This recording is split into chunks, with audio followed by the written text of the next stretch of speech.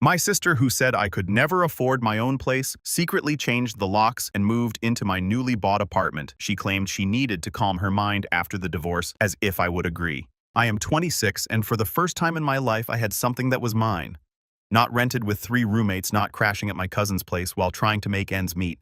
My apartment, my name on the lease, my blood, sweat, and a whole lot of late-night YouTube tutorials in the fresh white paint on the walls. And I was not even trying to be fancy.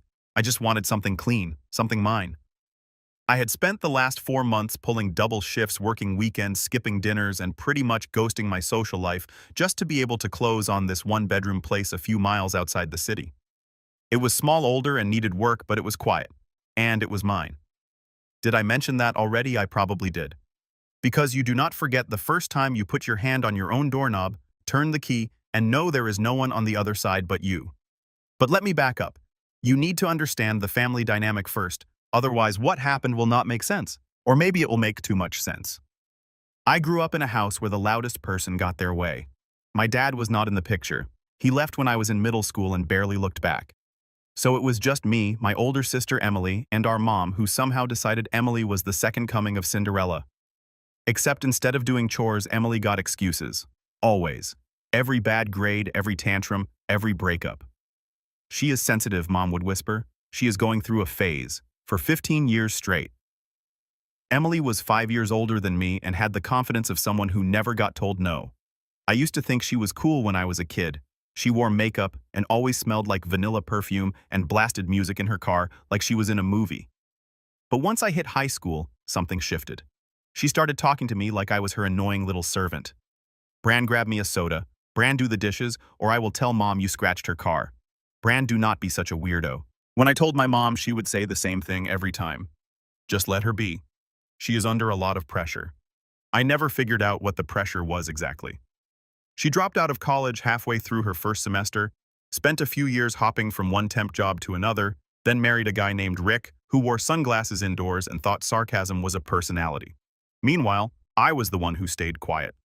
I did well in school, got into a decent community college, and took night classes while working full-time at a logistics warehouse. It was not glamorous, but it paid. And over time, I moved up from unloading trucks to team lead. Nobody gave me anything. I clawed for every promotion, every dollar, every inch of progress. I was used to hearing no and turning it into watch me. That is probably why Emily hated it when I bought the apartment. I was not loud about it. I did not throw a party or post it all over social media. But I did bring it up over dinner at Mom's one Sunday. She was microwaving something while Emily scrolled on her phone, and I casually said I close on my place this Friday. Finally. Emily did not even look up. Did not think you could afford anything with those wages? I did not reply. I just smiled. Mom, to her credit, said, "That is wonderful, Brandon. I am so proud of you." But her eyes flicked toward Emily like she was worried how she would take it. Emily let out this half-laugh, half-snort and said, "Well, I hope you like plumbing problems and loud neighbors. You know how those starter places are." That was her way. Anything good happening to someone else was an attack on her. And when things got worse with Rick, when the fights became louder and then suddenly stopped because Rick was gone, Emily's bitterness grew teeth. She moved back in with Mom for a few weeks, which everyone knew would be months. She took over the living room, spread her stuff across the floor like she owned the place, and started making these pointed comments about how some people did not understand how hard life could get. I stayed out of it. I had my place to focus on. I spent weekends sanding the floors, painting cabinets, installing new light fixtures that did not flicker like horror movie props. I even learned how to tile my own bathroom. By the end of April, I was done. It looked perfect.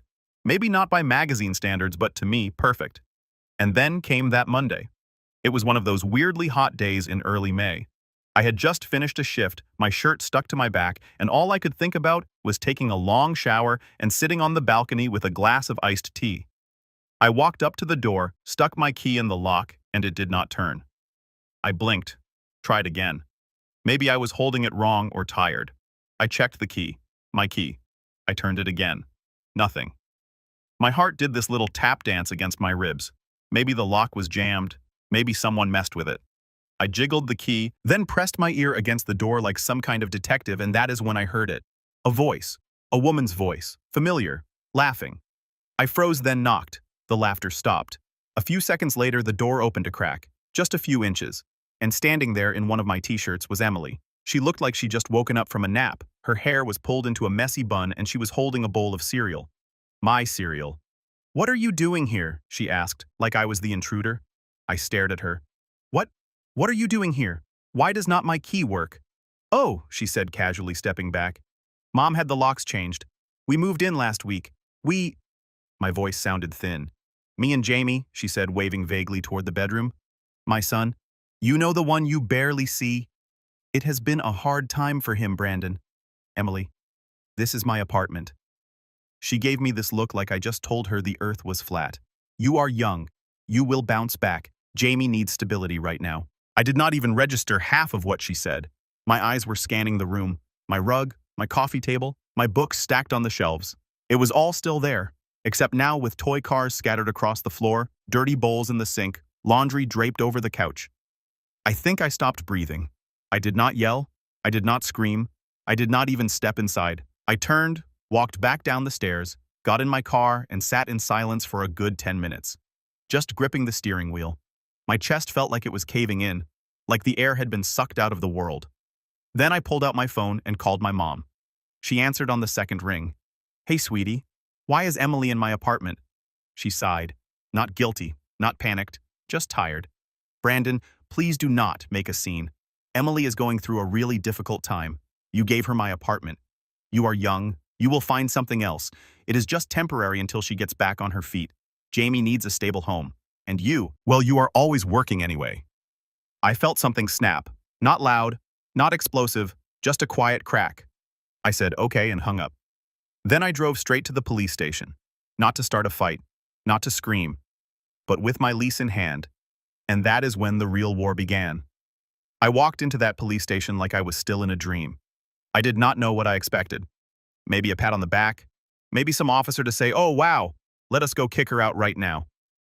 But what I got was paperwork, protocol, cautious nods and hesitant tones. I sat in the waiting area, lease in one hand, ID in the other, trying to stay calm while my brain screamed in circles.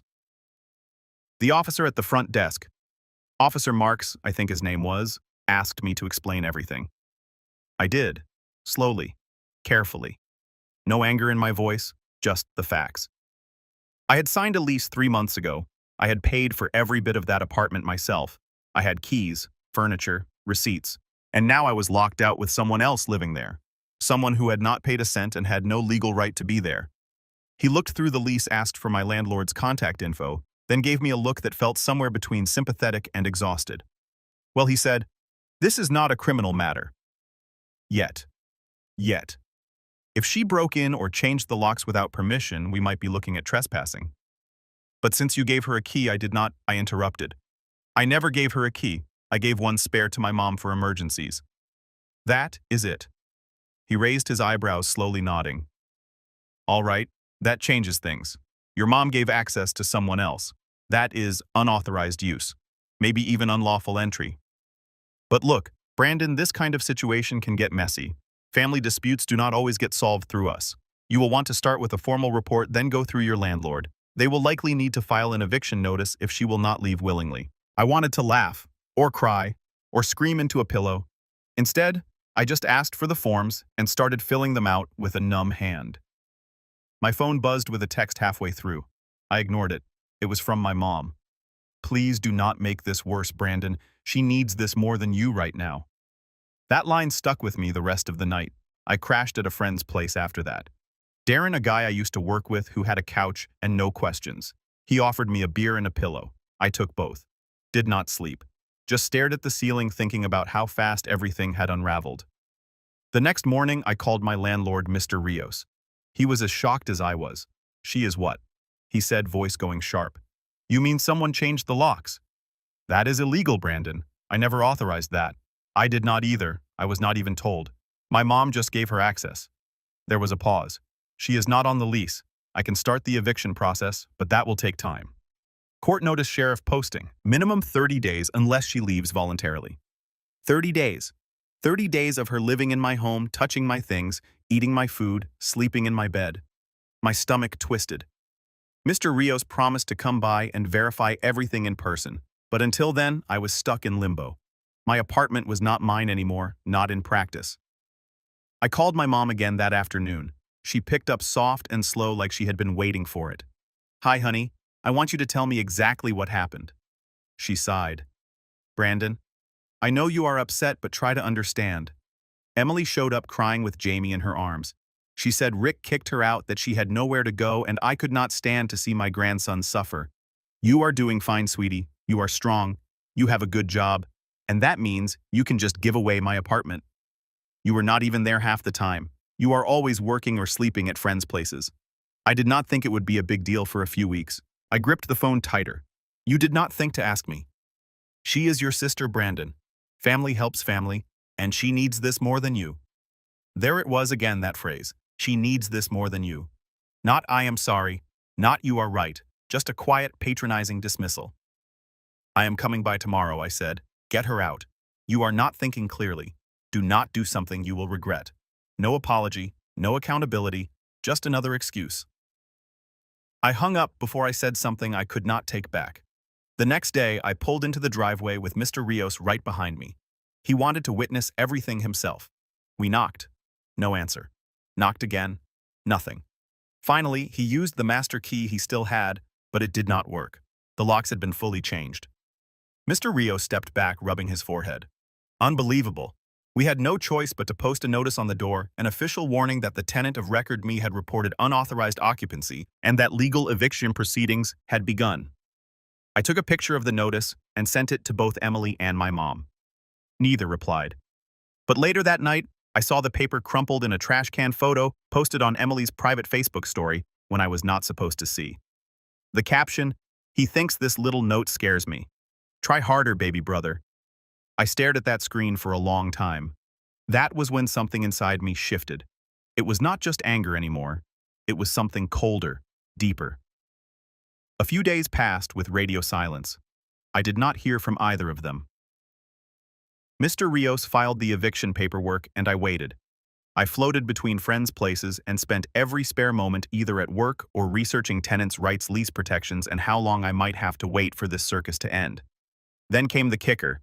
I got a notification from my bank, a $120 charge at a home decor store I had used before, followed by another $200 at a furniture outlet. Then groceries, then a delivery service, all charged to my card. I froze, dug deeper, realized I had never canceled the spare card I had left in a drawer at the apartment, the one I had not used in months. Emily had found it. I called the bank, froze the account, and disputed every charge. Then I called my mom. Again. This time I did not even say hello. She is using my card now. A pause. Then I am sure it is just for necessities. She would not do that maliciously. She bought a standing mirror and a wine rack. Silence. "I am reporting this," I said to the police. "You would send your own sister to jail." "She is not acting like a sister." That night I did report it. I showed them the bank statements, the Facebook story, the lease. Officer Marks took notes and promised to escalate it. They could not arrest her yet, but they added it to the case. It was starting to look a lot more like fraud. Still, nothing changed. Emily stayed. The eviction court date was weeks away. I was losing sleep weight and what little faith I had left in family. Then about 2 weeks later, I got a call from a number I did not recognize. "Hello, is this Brandon Harper?" "Yeah, this is Ms. Kessler from the Family Department of Child Protective Services.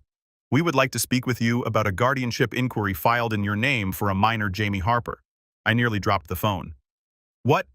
It says here you applied to assume guardianship of your nephew due to unsafe living conditions in the current home." "I did not file anything." A pause. Shuffling papers. Strange. "The document has your name, your signature, even your ID, although it looks a bit off." They emailed it to me. I opened the file and saw my name signed at the bottom of a guardianship request, but the signature was wrong. My name was misspelled on one page. The photo ID was a cropped scan of an old employee badge I had lost years ago. It was fake.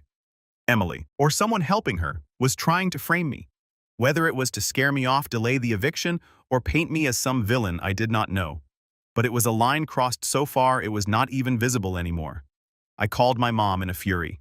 She did not answer. So I went to her house. She opened the door wearing an apron as if this were just any other Thursday.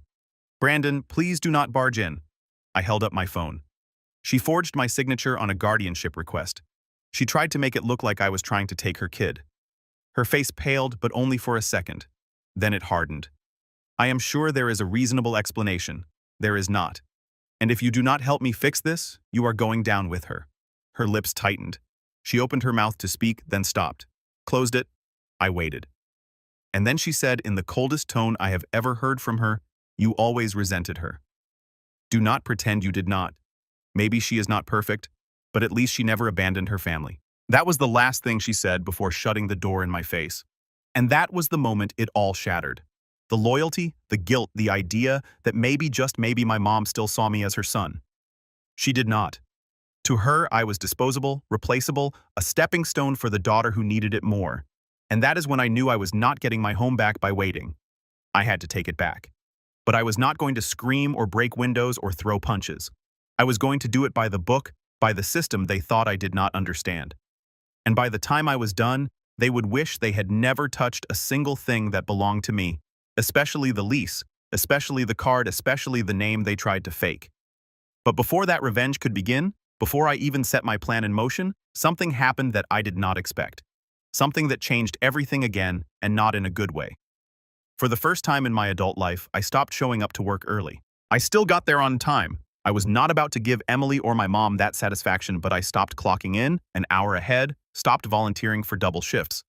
The fire I had always had, the hustle, the drive, the constant push to get ahead, had sputtered out like someone poured cold water on it, and I could not fake it anymore. My manager noticed. So did my coworkers. But no one said anything, not yet. I was sleeping on Darren's couch for the third week in a row by then. He never complained.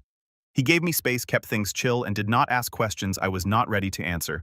But I saw the look on his face when I forgot to take the trash out again. When I left my laundry in the washer too long. When I barely said a word during a whole dinner. I was unraveling quietly, slowly. The eviction hearing was scheduled for 2 weeks out, but every day dragged like molasses.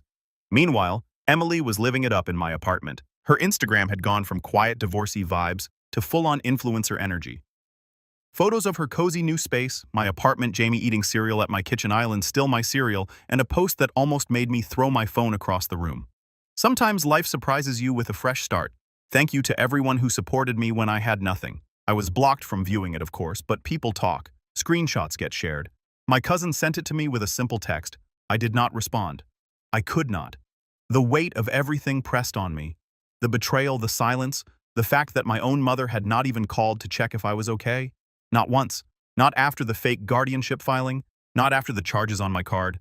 Not after she slammed the door in my face. I started having dreams about keys. I would be standing at a door sometimes, my apartment, sometimes my childhood home, and no matter how many keys I tried, none of them worked. The locks would melt, twist, or vanish entirely. And I would wake up drenched in sweat, heart pounding on a couch that was not mine. That was rock bottom. Not dramatic, not loud, just a quiet, steady erosion of everything I had built. And then one morning something small shifted. It was Darren. He was sitting at the kitchen table, sipping coffee, flipping through a tablet, and he glanced up at me. "You still got that drill?" I blinked. "What? The power drill. You let me borrow it when I moved in. Still works like a beast." "Yeah." "What?" He nodded toward the tablet. "My landlord is letting me redo the shelves in the laundry room. Said I could put in some custom ones if I supply the labor." "You in?" I did not answer right away, but something about the way he said it, like it was normal, like I was not a ghost. "Sure," I said. "Why not?" It took us all of an hour. Basic install, but it felt good to do something, to hold tools again, to measure and cut and sand. My hands remembered the rhythm even if my heart was still playing catch-up. The next weekend we tackled his bedroom closet, then his kitchen backsplash. Darren kept finding excuses to bring me into projects, and I did not fight it. I did not talk much, but I showed up. I worked, and slowly something started to come back. Darren noticed. One night over takeout, he said, "You ever think about doing this full-time? What handyman stuff, repairs, installations? You are good at it, man." I shook my head. "Nah, that is just side stuff. Why not?" "You got a knack. You are detail-oriented. You do not cut corners. Half the guys on Craigslist do not even bring a level.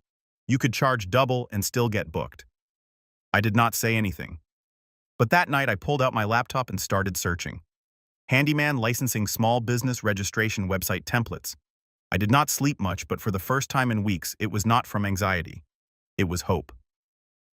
Over the next few days, I juggled work with research, started making lists, tools I already had, tools I needed, services I could offer, price ranges, insurance, tax stuff. The logistics were dizzying, but I did not care, because for the first time in weeks, I was building something.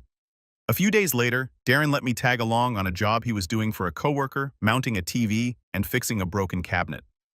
I did most of the work. Darren watched, cracked jokes, offered beer after. The coworker tipped us both. "You are a pro," he said. "You do this full-time." I did not lie. Not yet. That night, I bought a domain name, harperfixit.com. Simple, clean, professional. I made a basic logo, set up an email address, and started working on a one-page site. Nothing fancy, just enough to look legit. I signed up for a few gig apps, threw my profile on TaskMatch, and waited.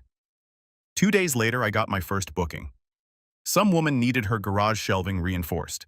I showed up early, tools in hand, and did the job in an hour. She tipped me $40 on top of my rate and left a 5-star review. I stared at that review like it was a trophy. Not because of the money. Though, yeah, that helped. But because it was validation. Proof that I was still me, even after everything. That I could still provide value, still build. Word spread slowly. A few more jobs came in. I updated my site, got business cards printed. Harper Fixit became more than just a name. It became my way out. And through it all, I kept things quiet.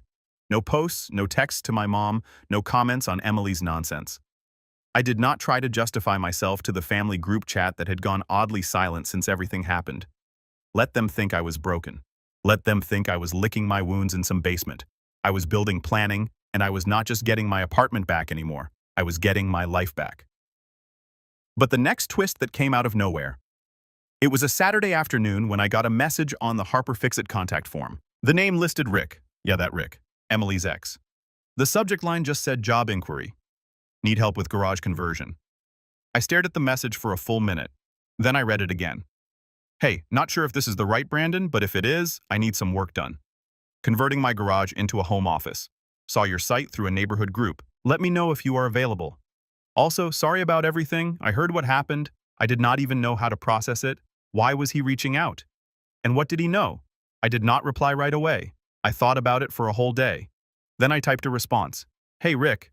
Yeah, it is me. Let us talk. We scheduled the call. 5 minutes in, I realized he was not the same guy Emily had painted him to be.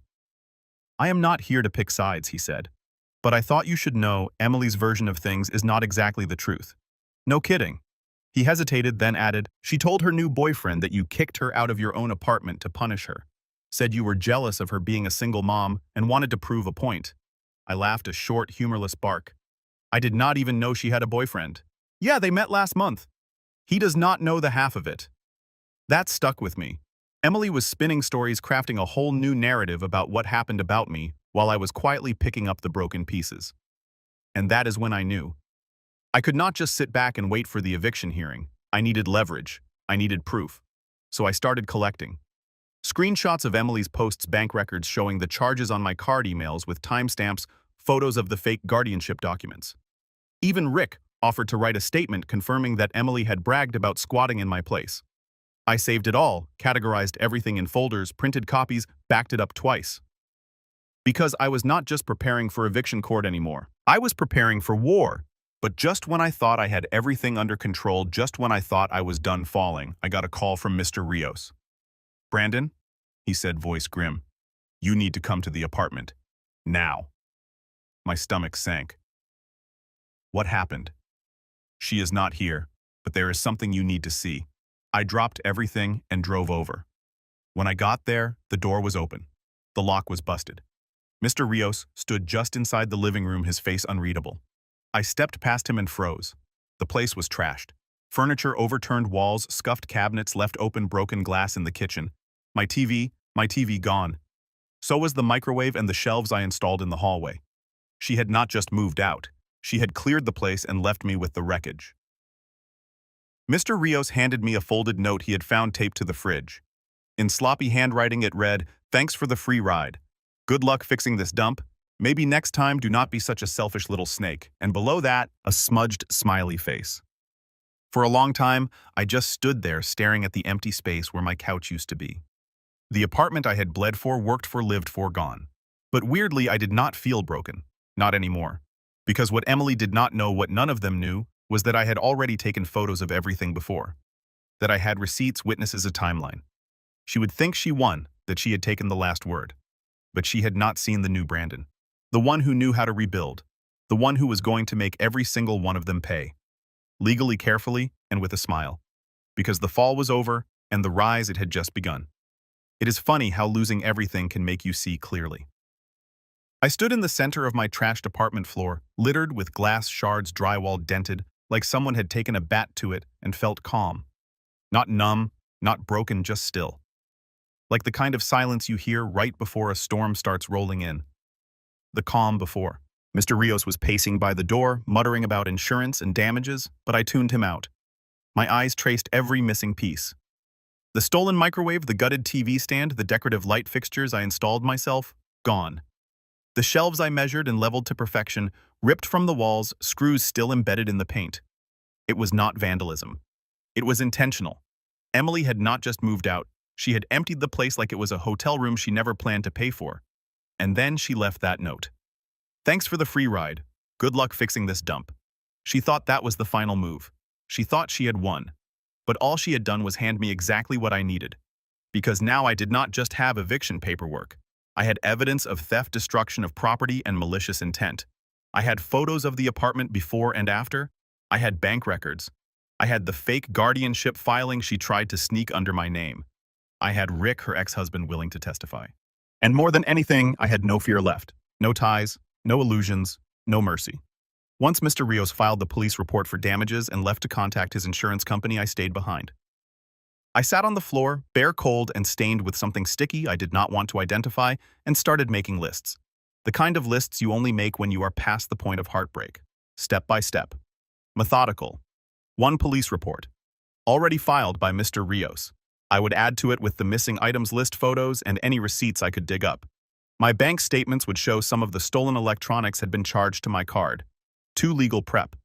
The eviction hearing was still on the books, but now I had grounds for civil damages and possible criminal charges. I needed a lawyer, not a flashy one, just someone sharp, quiet, and thorough. 3 financial lockdown. All my cards had been changed, my credit monitored. But I ordered a new freeze on any line of credit and flagged my name with the 3 major bureaus just in case Emily tried something again. 4. The guardianship forgery. That needed to be escalated. I had already filed the report with CPS and provided a copy to the police. Now it was time to push. Hard. 5 character witnesses. Rick, Darren, even a few co-workers who knew the timeline. I started reaching out. Not to gossip, not to vent, just to ask for formal statements. Every one of them agreed without hesitation. By the end of the night, I had 5 folders, physical and digital, labeled lease and property fraud and identity theft, financial theft, witness statements, timeline, and evidence. I was building a case. Not just for court, but for everything. Because here is the thing about people like Emily, and unfortunately people like my mother too. They rely on you staying quiet. They feed on guilt, on family ties, on the idea that you will not dare fight back. But I had already fought my way out of the dirt to buy that apartment. Worked double shifts, learned how to tile a bathroom from scratch. I had clawed every inch of success with no help, and now I had nothing left to lose. So I started making calls. The first was to Rick. I need that statement, I said, the one you offered in writing. He did not hesitate. You got it. 2 days later, I had a signed, notarized letter describing everything Emily had told him, how she admitted to changing the locks, laughed about taking over the place, and called me too weak to do anything about it. Rick even offered screenshots of texts she had sent him during the move, bragging about living rent-free and showing Brandon how things work in the real world. That went into folder number 4. Next, I contacted CPS again and pushed the forgery issue. I told them I had proof the document submitted was not only falsified, but part of a larger harassment pattern. I was calm, respectful, but firm. And that is when I got a name, Detective Owens. He was being assigned to the forgery case. I emailed him the entire folder, every file, every photo, every discrepancy in the forged form. Within a day, he replied short and simple, received. This is being escalated for formal review. We will update you shortly. Momentum. I could feel it building. Meanwhile, Mr. Rios hired a contractor to assess the damage. He brought me along to walk through the apartment and confirm what had been taken or destroyed. The contractor whistled under his breath, She ripped out the light sockets too, man, that is spite. That is not even theft. That is just mean. We both laughed, but mine was hollow. Still, I took pictures, measured what needed repair, saved every invoice the contractor sent Mr. Rios. I offered to help fix it myself. Rios declined. You have done enough. Focus on the case. I will handle the apartment. The next piece of the setup was harder. I had to talk to my mom, not because I wanted closure. I did not. I just needed to hear what she knew, and more importantly, what she did not. I showed up at her house unannounced. She opened the door wearing a knitted shawl and holding a half-eaten apple. She blinked. Brandon, I am not here to fight, I said. I just want clarity. She let me in with a sigh. The house smelled like lavender and lemon polish, familiar in a painful way. I sat on the couch. She stood by the doorway like a chaperone. I need to know, I said. Did you help her forge those documents? Her face shifted, not shocked but hurt performatively. Hurt. I did not forge anything, she said quietly. She showed me a paper and said it was part of custody arrangements. I did not ask questions. I stared at her. Did you read it? No. Did you see my signature? I do not remember. I believed her, but I did not forgive her. Emily is in trouble. I said this will not end well for her. She is your sister, Brandon. She is a criminal mom. She looked down, and I realized she already knew not just about the document, about everything, the fake charges, the vandalism, the manipulation. She had to know. She just did not want to face it. I stood. I will not let her do this again. Not to me, not to anyone. Mom said nothing. She did not follow me to the door, and that silence told me more than words ever could. She had chosen her side, which made mine easier to choose. I cut all contact after that, changed my number, blocked both of them on everything. Darren helped me set up call filters so their names would never show up again. And I went back to work, not at the warehouse. That chapter was done. I was Harper Fix-It now full-time. I had built up enough momentum, enough word-of-mouth jobs, repeat clients, and glowing reviews that I could finally let go of the 9-to-5 grind. I registered my business, officially paid the licensing fees, started offering package deals. I even invested in better gear tools I dreamed of when I was broke, scouring clearance aisles. By the end of the month, I had 3 weeks' worth of appointments lined up, my own logo on a white van branded polos, and a folding workbench with my name etched into the side. I was making more in a week than I used to in a month, but I did not post about it, did not brag, because this was not for Emily. This was for me. Still, part of me wanted her to know, to see what I had built from the ashes she left behind. And I would get that chance because then, out of nowhere, I got an email from an address I did not recognize. The subject line just read, "From Jamie, with help from my friend's mom." My heart stopped. I opened it. "Hi, Uncle Brandon. I do not know if you are mad at me too. Mom said you hate us now, but I do not believe that. I miss you. Can I see you sometime?" Attached was a drawing crayon on paper, a stick figure me with a big wrench in one hand, and a smile standing next to a little kid holding a toolbox. It broke me, and it reminded me exactly why I had to finish this, not just for justice, but to protect the next person Emily tried to manipulate, even if it was her own son. So I made my final list. 1. Deliver all evidence to Detective Owens and follow up weekly. 2. Confirm police report for damages with Mr. Rios and sign affidavit. 3. Finalize civil lawsuit paperwork with attorney. 4. Notify CPS of Jamie's letter without pushing contact. 5. Prepare public-facing post if needed, something honest, calm with facts, because if Emily wanted to spin lies, fine, but I had the truth and the law and momentum. I was done playing defense. Now it was my move. The final move did not come in a dramatic courtroom scene or some screaming confrontation in a parking lot. That would have been too easy, too loud. Emily always thrived on drama. Chaos was her currency. So I chose the one weapon she could never understand: silent, steady, strategic legal silence. I waited for the hearing. The eviction case that had started everything was finally going to court, and despite everything Emily had done, she still showed up late. No lawyer, no apology, just a cheap white blouse and that same smug smirk she had worn the day she changed the locks to my apartment. She did not even look at me when she walked in, did not glance at the folder I placed neatly on the desk in front of me, labeled in bold, "Evidence of Theft and Fraud, Emily Harper."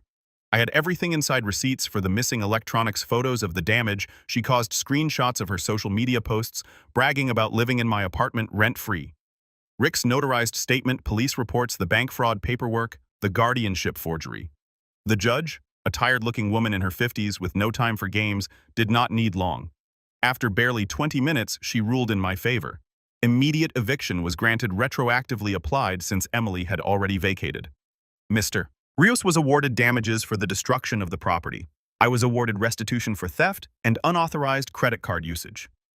Emily did not say a word. She did not need to. Her face did all the talking. And when the judge asked her if she had anything to add before closing, she finally opened her mouth.